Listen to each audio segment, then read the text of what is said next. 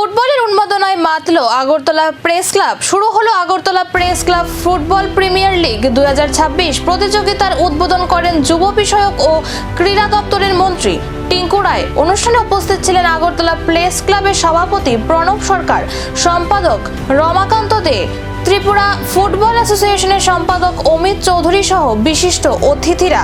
এবারের প্রতিযোগিতায় অংশ নিচ্ছে 4টি দল। সাংবাদিকদের মধ্যে খেলাধুলার চর্চা, পারস্পরিক সৌহার্দ্য এবং সুস্থ প্রতিযোগিতার মনোভাব গড়ে তোলাই এই লিগের মূল উদ্দেশ্য বলে জানান আয়োজকরা। উদ্বোধনী অনুষ্ঠানে অতিথিরা খেলোয়াড়দের শুভেচ্ছা জানিয়ে বলেন, খেলাধুলা শুধু প্রতিযোগিতা নয়, বরং ঐক্য, শৃঙ্খলা এবং সুস্থ জীবনধারার অন্যতম মাধ্যম। আমরা আগরতলাতে যে মাঠগুলো হয়েছে খেলাধুলার জন্য, তার মধ্যে অন্যতম একটা মাঠ যেখানে উমাকান্ত মাঠ। বাকি মাঠগুলো আপনারা যারা সাংবাদিকতা করেন, আপনারা যারা আছেন বরিষ্ঠ নাগরিক এবং এই আগরতলার শুভচিন্তক, আপনাদের কাছে আমি আবেদন রাখছি যে আমাদের এক দুটো জায়গা আছে যেগুলো আপনারা আমাদেরকে যদি সহযোগিতা করেন, এগুলো যদি আমরা পাই, তাহলে এই যে আজকে কাদাযুক্ত মাঠ, সেখান থেকে আমরা বেরিয়ে আসতে পারবো। কারণ কেন্দ্র সরকার আমাদের পুরো দেশের যত খেলোয়াড়রা আছে তাদের জন্য ভালো পরিকাঠামো দেওয়ার জন্য কিন্তু সংকল্পবদ্ধ। আজকে যখনই আমরা অর্থের জন্য চাই কেন্দ্রের কাছে, কোনো কারণে আমরা এরকম বিমুখ হইনি যেখানে আমাদেরকে অর্থ দেওয়া হয়নি। আজকে যদি দেখুন, সারা রাজ্যে আমরা 14খানা মাঠ অলরেডি কমপ্লিট হয়েছে যেগুলোতে খেলাধুলা চলছে। 11খানা আমাদের স্পোর্টস দপ্তর, আরও 3খানা ট্রাইবাল ওয়েলফেয়ার দপ্তর, অর্থাৎ 14খানা মাঠে আমরা ক্রীড়া প্রতিযোগিতা করাচ্ছি।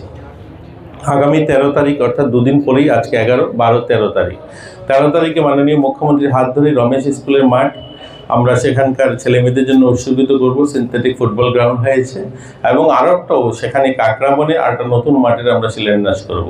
তো ভাবুন কতগুলো মাঠ হচ্ছে, কিন্তু সেই তুলনায় আমরা আগরতলাতে মাঠ করতে পারছি না। কারণ আগরতলাতে মাঠ যেখানে আমাদের বাজারঘাটে রয়েছে, সেটা একটা sports complex, integrated sports complex. আমাদের যারা স্কুল স্তরের ছেলেমেয়েরা রয়েছে তাদের প্রশিক্ষণের জন্য সেখানে একটা ডেডিকেশন সেন্টার আমরা বাইরে সেগুলো দিতে পারি না, কারণ সেখানে ছোট ছেলেমেয়েদের প্রশিক্ষণ হয়।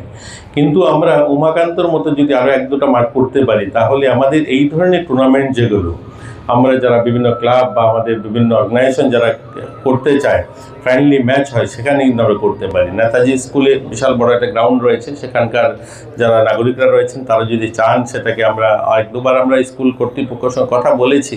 তো ওখানকার এসএমসি কমিটি যদি চায় সেই মাঠটা আমাদেরকে দেওয়া হয়, তাহলে সেটাকে আমরা সিনথেটিক করতে পারি। বা আমাদের ভোলাগিরিতে কাজ শুরু হবে সেটাও কয়েকদিনের মধ্যে, তাহলে আমাদের এই যে সমস্যা রয়েছে মাঠের, এগুলো আমরা নিবারণ করতে পারবো। এখানে ক্ষুদিরাম স্কুল মাঠ বা উমাকান্ত সামনে যে ছোট মাঠ রয়েছে, এগুলো করা মুশকিল, কারণ আগরতলা শহর একটা আমাদের রাজধানী। এখানে বিভিন্ন সরকারি কার্যক্রম হয়ে থাকে, বিভিন্ন মিটিং মিছিল বা বিভিন্ন মেলা হয়, সেগুলোর জন্য যে পার্কিংয়ের ব্যবস্থাও নেই কিন্তু আগরতলা শহরে। এর জন্য এই মাঠগুলো পার্কিংয়ের জন্য ব্যবহার হয়, তার জন্য এগুলো করা যায় না। যাই হোক, আপনারা নিজেদের মধ্যে টুর্নামেন্ট করছেন এবং আগামী দিনও করবেন আমরা আশা রাখি, এবং আমাদের রাজ্যের যারা খেলোয়াড়রা আছে তাদেরকে উৎসাহিত করবেন। এবং এটাই একমাত্র বিকল্প, এই যে নেশামুক্ত ত্রিপুরা নির্মাণ, এটা একমাত্র প্রচার প্রসার এবং মাঠমুখী করে রাখা ছেলে মেয়েদেরকে, এটা একটা বড় মাধ্যম। যাই হোক, আপনারা তার মাধ্যমে, আপনাদের এই প্রতিযোগিতার মাধ্যমে এই প্রচার প্রসারটাও করছেন, উৎসাহিত করছেন ছেলে মেয়েদেরকে। এবং আমরা আশাবাদী আগামী দিন আমাদের রাজ্যের ছেলেমেয়েরা ভালো করবে, এটা নিয়েই আমরা এগোচ্ছি। ইতিমধ্যে আমাদের রাজ্যের একটা মেয়ে চায়নাতে, যেখানে এশিয়ান গেমস হয়েছিল জুনিয়র জিমন্যাস্টিক, সেখানে ভারতের হয়ে কিন্তু প্রতিনিধিত্ব করেছে এবং সেখানে যদিও আমরা সিলেকশন পাইনি এর আগে যাওয়ার, কিন্তু ভারতের হয়ে প্রতিনিধিত্ব একমাত্র সেই মেয়ে আমাদের এখান থেকে করেছে। যাই হোক, আমরা এগুলো নিয়ে ভাবছি কী করে আমাদের মেডেল সংখ্যা, মেডেল টেলিতে বাড়ানো যায়। এটা আমাদের রাজ্যের নয়, দেখুন আমি মিডিয়ার সামনে বলতে আমার কোনো দ্বিধাবোধ নেই। আমরা ভারতবর্ষেই, আমরা যখন অলিম্পিক দেখি, অলিম্পিকে আমাদের থেকে অনেক ছোট দেশ, উগান্ডা, নাইজেরিয়া, কেনিয়া, এরকম ছোট ছোট দেশ মেডেল তালিতে অনেক বেশি উপরে থাকে আমাদের কাছ থেকে। 4 দলের লড়াইয়ে শেষ পর্যন্ত কার হাতে উঠবে চ্যাম্পিয়নের ট্রফি, সেই উত্তরের অপেক্ষায় এখন ক্রীড়া প্রেমী ও সাংবাদিক মহল।